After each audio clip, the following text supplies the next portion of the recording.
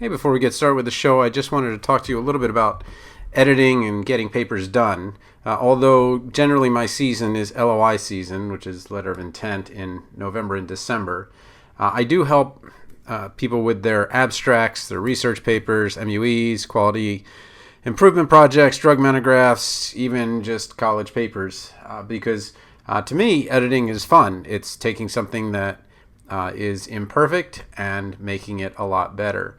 So if you're looking for someone to edit something, I just charge 7 cents a word. So it's just really just whatever it is that you're going to have. And most people are just really use me, especially for abstracts, which are like 300 to 500 words, or some kind of research paper where they're really concerned about making sure that the grammar and all of that stuff is correct, but also things are right. And I don't give feedback. That is, you're not going to hear a bunch of comments from me where I'm teaching you how to write. I'm just an editor, so I just fix it. My edits are the fix. If you want to see what I changed, you can just use the compare function in Word, where you take the original document and the new document, and you can see all the changes. But if you want my help, tonythepharmacist@gmail.com.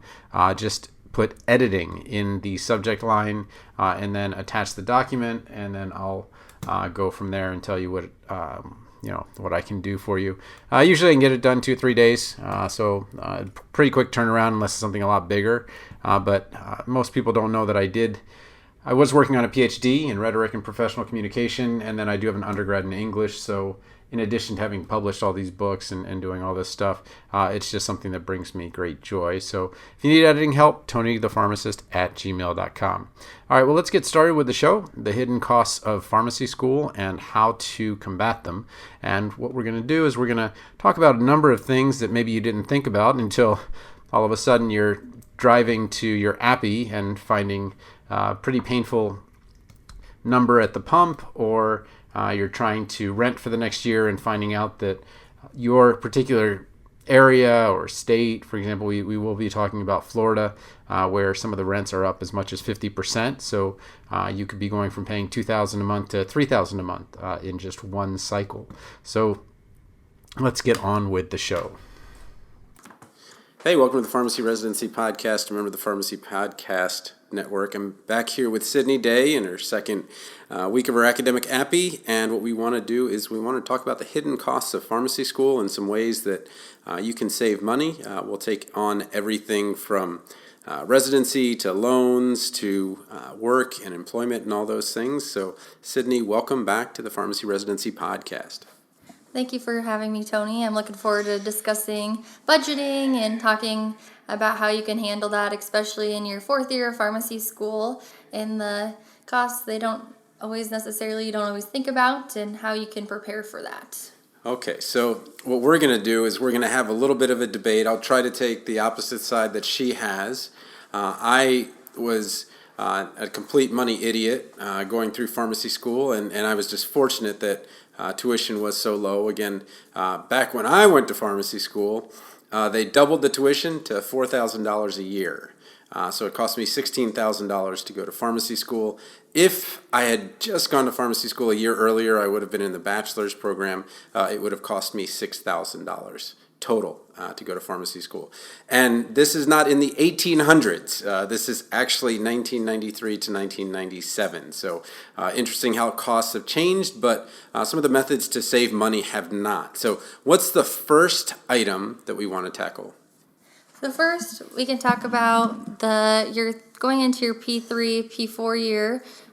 You do have summer tuition costs, and that can be kind of forgotten about. With your P1 summer, you don't have to pay summer tuition, or your P2 summer. So being mindful of that and trying to work on the weekends if you're able to, and work during school if you're able to help manage that. And also prepping for in May, when you are getting ready to go on your APPEs, getting clothes and purchasing clothes, so you have those professional business clothes and are ready for that, as well as the NAPLEX prep book that you should be buying in about May or June, and that can be an extra $400 to $1,200 depending on the prep book that you're using. So it's good to be mindful of those. Well, let's break that down. You talked about a lot of different expenses.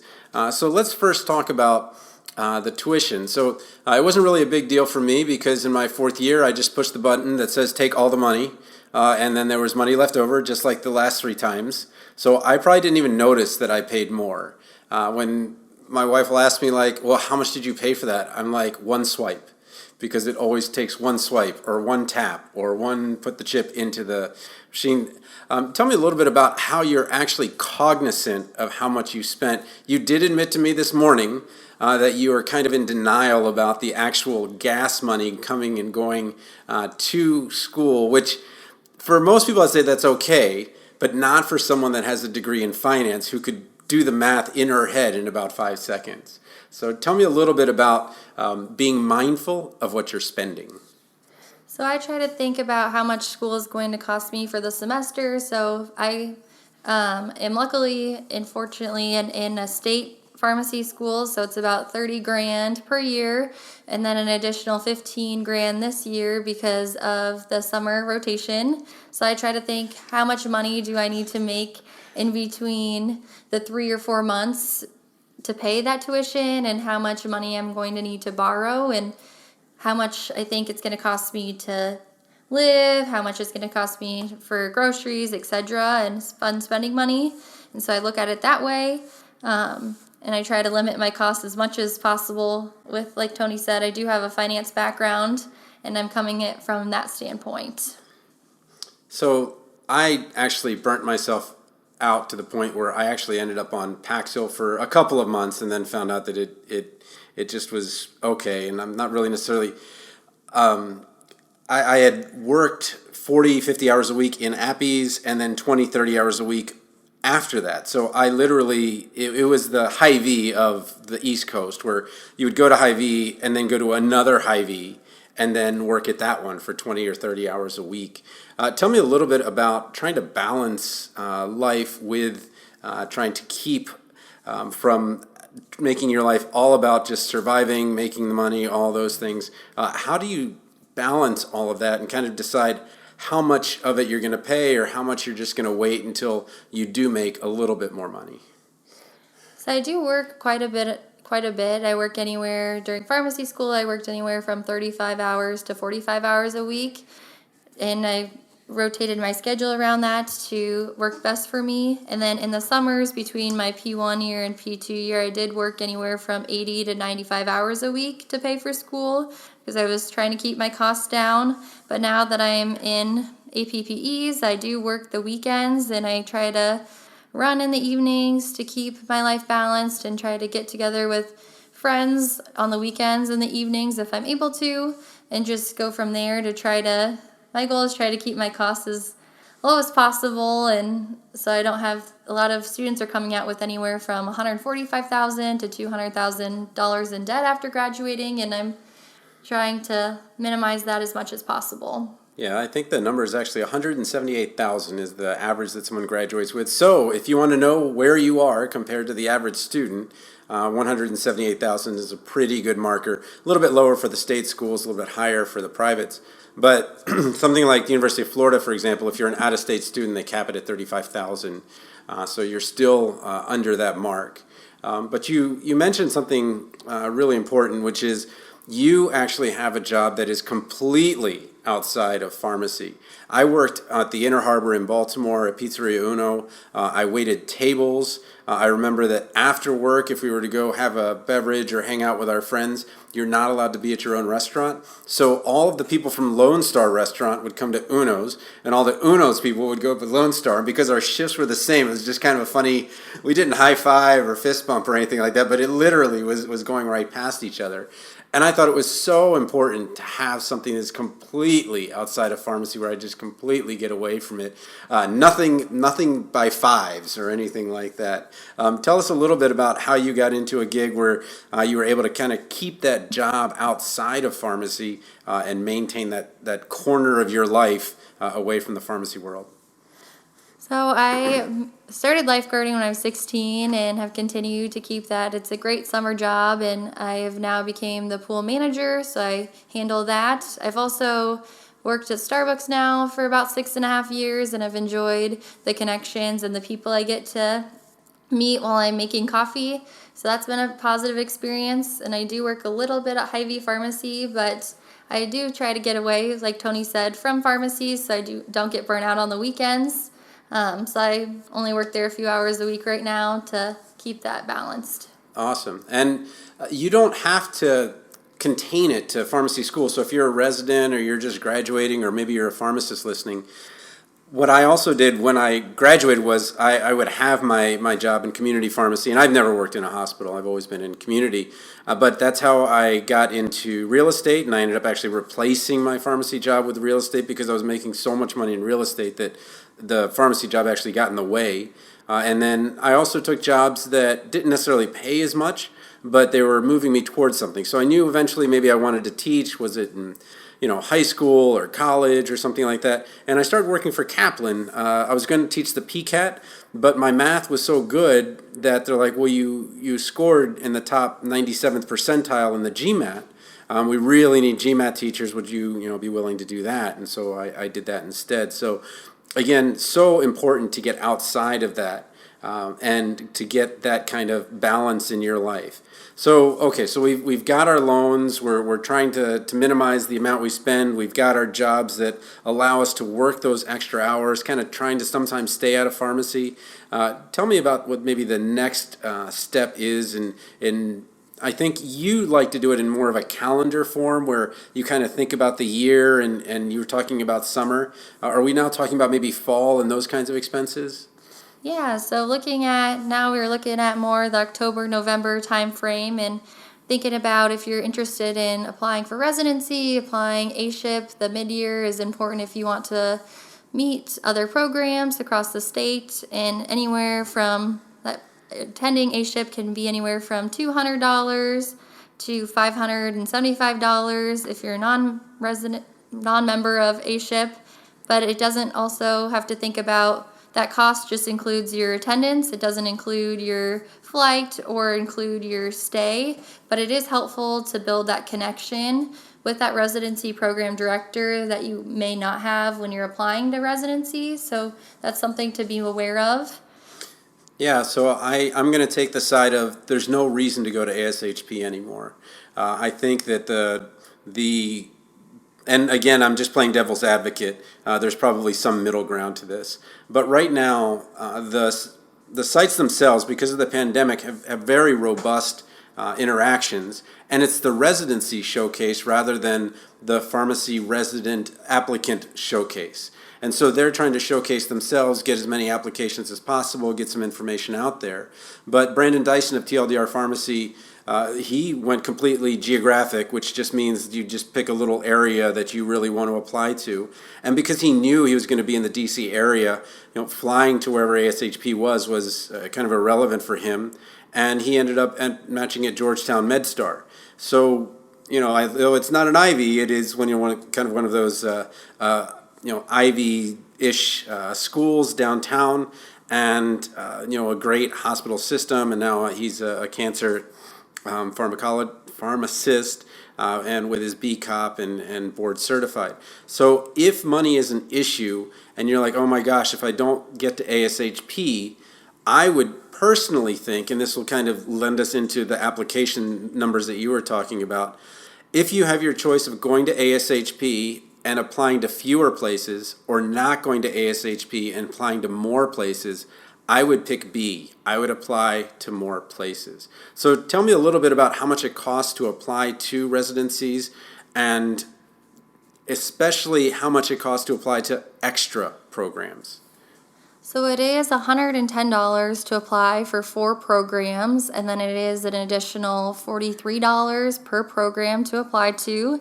And that you also have to pay $160 for the national matching fee. So that's something to be aware of. But I agree with Tony, and like he said, I would apply, even though it is an extra $43 per school that you're applying to.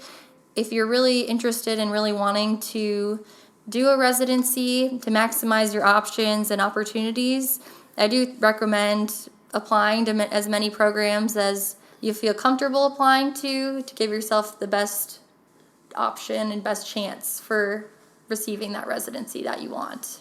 Let's talk a little bit about, and I don't know what the word for it is, maybe you do as a finance major, but when you go into a project, and let's say we're calling this a 4-year project where you're going to go to pharmacy school, and you're saying it's about $15,000 for living expenses these days, in addition to the $30,000. So you're saying about $45,000 a year. Let's just bump it to $5,000 so we have easy math, because we're adding that summer. But let's say you have a $200,000 project, which is going to last 4 years. And for that project to be successful, you're going to get the residency that you want. And if you don't get the residency that you want, you get the second choice, third choice, fourth choice. Or if you're unfortunately in that group that doesn't get one at all, then that project for you has failed, at least in that calendar year. When you are talking about $43 for a site and you're talking about $200,000 for the project, what I think keeps happening is there's the money that is kind of the sunk cost of, okay, I'm in my 4th year, I'm going to pay my tuition. It would be silly not to pay my tuition here in the 4th year and finish. But then we're talking about what's left. And so now we have this kind of artificial scarcity because we didn't plan it from the beginning. Tell me a little bit about that feeling of loss and scarcity and what makes people apply to only 4 places. And I've seen this happen over and over again where someone does not get a residency because they only applied to 4. The average right now is around 11.3. That's how many most people apply to. But tell me about those principles of scarcity and fear that maybe people have when they just don't have the money to pay for those extra sites, even though it would be in their best interest for the future. I guess I think, like you said, that it's an extra $43 per program, and they're not wanting or necessarily have the money to put that money forward. And they're thinking at the time that's a lot of money to apply to an extra program, and not thinking more short term rather than long term, and what the benefits or the downfalls would be of that for them. And it could turn out to be, if they don't get any interviews or receive a residency, that later on in the long term could be disappointment and frustration with the residency program rather than applying to multiple schools and giving yourself multiple options and multiple chances. Yeah, so you hit exactly what I was hoping you would kind of mention, which is the way that if you hear those kind of finance gurus and so forth, they're always going to talk about people that are very successful are going to think much longer term. Those that are poorer are going to think much shorter term. And we want to make sure we talk about the difference between poor and broke. Broke is just, I don't have money now, but I may have money and I can have it later. Poor is a continued mindset of just kind of being in a continued state where you don't have money and you don't feel like you're worth the money or able to earn it. So when I've heard that Warren Buffett looks at an investment and he's always looking 10 years, he's not saying, well, I hope this makes money tomorrow, I hope the stock market goes up tomorrow. He's saying, in 10 years, what will this look like? So when you buy whatever share of the S&P and you're like, well, in 10 years, of course it's probably going to be up. Historically, over 20 years, it's never been down. But in 10, maybe a little bit down, something like that. Okay, well, I don't want to get into stocks and investing and things like that, but I think it is really, you want to take a good look at your college's residency match rate. Iowa's is a bit above the national average. I think we were at 82, 83% last year. The national average is 77%. So one kind of rule of thumb is if you look at the match rate and yours is at 77 or below, you should expect to do 11 or 12 applications or more. As you move up, and your match rate is much higher, then maybe you can say, well, I probably really am not going to put 100% into that program and so forth. 95% of people applying to a residency will match with their first 5 choices, but that choice only comes from having gotten an interview. So don't make the mistake of, I just apply to 5 places because those are my top 5 choices. Your top 5 choices are the ones from your interviews. So again, I've put out in a previous episode about, kind of figuring out what your match odds are and things like that. But having 5 choices would be ideal when you kind of come to that. Okay, so we're in November, December. if you're, hurting for money, just, a couple more applications rather than getting to ASHP, make sure you Zoom with them. Great. You've done a great job, and now you're going to go into interviews? Yes. So in about January, February time, you will start receiving interviews, and they have been during the pandemic pretty flexible about doing Zoom interviews, but they are trying to get back to more in-person interviews, and you do and are responsible for your flight to those interviews, as well as the food there and the hotel stay costs. So that's something to be mindful of when you're going to your interviews and budgeting for that. Yeah, and that I think is the real thing. We're hoping to give to my parents' house to Arizona, and again, we're both pharmacists with pharmacist budget, and we have 3 children, and we're like, it's just not looking like it's going to be something that we're going to be able to do. Maybe we'll look at another time. But flights right now, we're somewhere around $400 each way per person. So we're talking about almost $3,000 $4,000 to just get to Arizona for our group. So when you're looking, I think what's going to happen is people are going to be going geographically and regionally a lot closer to their school. So maybe a Midwesterner staying in the Midwest or something like that. Okay, so we'll see what happens. I really don't know if a lot of programs are going to say just Zoom or we're going to ask you to fly out. So what's kind of the next step here? So then if you want to think you're going into applying and becoming a pharmacist and getting your boards, 2 costs that are also forgotten about are the NAPLEX, which is your boards exam, costs about $575. And you also have the Mpje, which is the law exam, and that costs an additional $200. So it is important to budget for the whole year an extra $2,500 to $5,000, more than you're expecting with the tuition costs and your living costs, just so that you're aware of the costs for your boards. So let's talk about opportunity costs and missed costs. What happens a lot of times is the NAPLEX becomes the thing. Your school's like, okay, we've got this extra hours and extra video, and we're going to help you pass the NAPLEX and get this great score or whatever. And then everybody forgets about the Mpje. And especially if you're going to residency, where you're going to be out of state, somebody else's laws, it can become a real challenge to pass that. And the penalty for not passing the Mpje is a 31-day wait until you can take it again. So let's do the quick math on that. If you're not in residency, $50 an hour, right? For 40 hours, that's going to be $2,000. So let's just do 4 weeks to not, well, probably about 5 because you got to get your results. So we're talking about a $10,000 penalty just for missing either the NAPLEX or Mpje. I think NAPLEX is to 45 days now. Yeah, 45 days. Yeah, so we're looking at $10,000 penalty if you don't pass the Mpje. TLDR Pharmacy has something for every single state. Absolutely recommend them. I make no money from it. And then NAPLEX, 45 days, you'd be looking at a $15,000 penalty. And in a tighter market, you would probably lose your residency or job.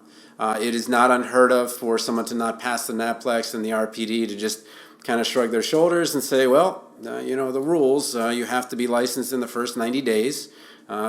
That's not going to happen because the 45 days gets us to whatever day it is, and it's going to be a little bit after. And I'm sorry, but that's not going to work out. Maybe try again next year.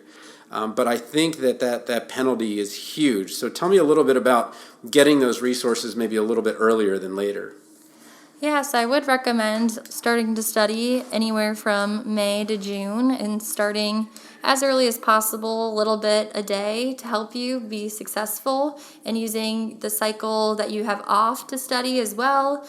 It is nice to get a break from pharmacy, but it is a great time to use to study so you can be successful and not have to waste that additional $1,000 just for the exams and then that lost costs with becoming and being a pharmacist. So I would invest in yourself and invest the time and money rather than later. Yeah, so I think we've kind of covered the big ones, but let's just kind of review. So the first thing is go to a school that is somewhat reasonable with tuition, and reasonable with tuition these days. If you can get under 100, if you can get up to 100 to $120,000 in total tuition, you're actually doing pretty well. You can go up as high as 300,000, so $75,000 a year for 4 years, I think, is the top. But there's something that's really hit this country pretty hard, and rents have absolutely skyrocketed. I think Miami is one of the hottest in the country, where they're up 50%. So you can imagine that, oh yeah, well, the four of us were just paying $2,000, a year, and now the four of you are paying $3,000 a year, all of a sudden. So being very mindful of that. Next, we kind of went into, summer, making sure that you're looking ahead and saying, oh, wait a minute. Wait, what was that summer extra cost in Mpje? Do I make sure that I have, the loans that are going to cover that? Kind of going into fall, start thinking about the applications, making sure that you've budgeted for those 12 applications. If you're in the middle, a little bit more if you're below, maybe a little bit less if you're higher. And then as we're going into spring, right, we went into kind of talking about the interviews and getting to those sites that they're now going to ask you to fly out there. So, maybe a long drive is better. Maybe if you're in Iowa. So what states, like Minnesota's 3 hours, Kansas City's 3 hours, Omaha's 2, Wisconsin, like 4 or 5 hours. Yeah. And so starting to think about those kinds of things. And then when we're getting into the end of it, so maybe talking to your school, or maybe, I think, isn't there a group RX prep thing where if you get like 10 people together, they can hook you up or something like that? Yeah, it brings down the cost to, I think, like $500 if you do a group. So that'd be something to think about. Yeah. And again, at this site, if you need housing, we provide you housing. If you need an Applex book, we'll give you an Applex book. Also give you case studies, pharmacotherapy, those types of things. So don't feel like you're bothering the site. We have departmental budgets and corporate budgets and those types of things. So when you're asking us for money and you're saying, can I get $100 or $200, you're thinking that's a lot of money. When we're talking to you, we're like, well, $5,000 is a lot of money. $100 is not a lot of money. Even $500 is not a lot of money to us. And then when you're talking about your preceptors, maybe start thinking about, hey, is there a day that I literally am coming in to sit at a desk and could just be at home doing it, reporting once or twice that day to make sure you do it. Now, you want to make sure that's okay with your school or whatever, but I've done remote appies, and as gas prices in Iowa are relatively lower because of ethanol, that we're only paying about, it's $4.44 today, and I think I saw $4.17 yesterday at one place. But some of you guys are paying $6 and $7 a gallon for gas, and you're just afraid to ask that question, where we as preceptors have no idea how you're suffering, and you're sitting there like going, oh my gosh, this is really, really bad. Or denial is a river in Egypt, right? Yeah. So, you kind of go that route. And I feel I was truly really bad with money. I mean, we would go up to, this was not a lot. We would go up to New Jersey, and this was our finance plan. We would go up to New Jersey, and the person who had won money or had money left over was the one that had to buy gas for the way back, because you can't pump your own gas in Jersey. So that was, we're going gambling, making the best of our pharmacy school lives. And we managed to go to spring break even down in Panama City Beach. So, what's one more drink on the Titanic was kind of my thinking back then. And my thinking is different now. My thinking is very different now. I remember just getting frustrated with my loans, getting that extra job as a real estate agent, paying the last $40,000 off. Then my wife's like, hey, I have $25,000 in loans, paying hers off as well. So, anyway, I digress. All right, well, thank you for those tips. And I think it's just more kind of being aware and thinking about it. And it seems like this is something I never thought of. You actually make a calendar, right? Yeah, I make a plan and have an idea, so it doesn't come to surprise to me, and I'm trying to look forward rather than in the moment, so I'm aware of it. Yeah, and I think that, being mindful of the short-term versus long-term consequences. And so You've made the transition from the quarter system in finance classes to the semester system? Okay. All right. Well, thanks for listening to the Pharmacy Residency podcast. We'll have another great episode next week. And I just wanted to let you know, if you have any questions for me, TonyThePharmacist@gmail.com. And you can access any of our courses, including the free audio course for residency at residency.teachable.com. Thanks again, Sydney, for being on. Thanks for having me. So again, I've mentioned a number of times on the show that my first language wasn't English, and I kind of went overboard. Although I did start to learn English at 7 or 8 years old. I did kind of go overboard and get an English degree and then go on to get a master's with 18 credits of English or more, though I was actually on the PhD track.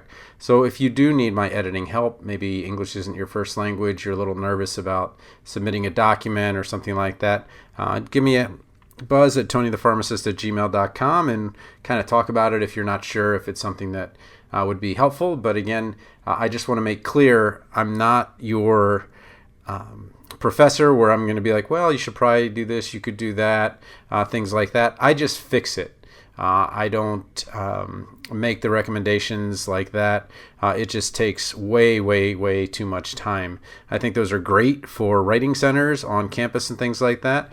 But in residency, unfortunately, those writing centers kind of go away. Or if you're on a campus that only has a pharmacy school or only has maybe a graduate program, they may not have that writing center available to you. So TonyThePharmacist@gmail.com if you need my help.